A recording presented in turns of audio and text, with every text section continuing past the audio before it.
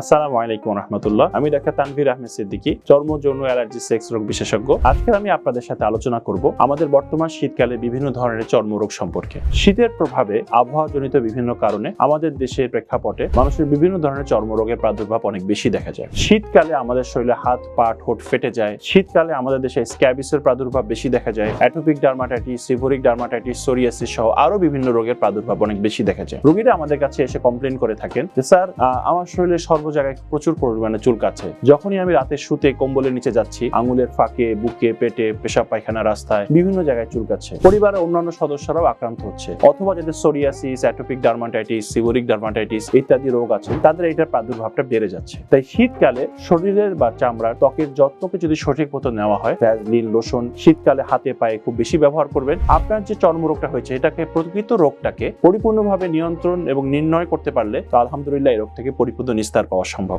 আমি মিরপুর আলোক হেলথ কেয়ারে কনসালটেন্সি করছি। আলোক হেলথ কেয়ার এন্ড হাসপাতাল সুনামের সাথে দীর্ঘ 30 বছর ধরে এই অঞ্চলে কাজ করে যাচ্ছে। তাই পরিশেষে আপনাদেরকে বলবো, আলোকের সেবা নিন, সুস্থ থাকুন। মনে রাখবেন, সুস্থ জীবন সুন্দর পৃথিবী। ধন্যবাদ সবাইকে। সুস্থ জীবন সুন্দর পৃথিবী।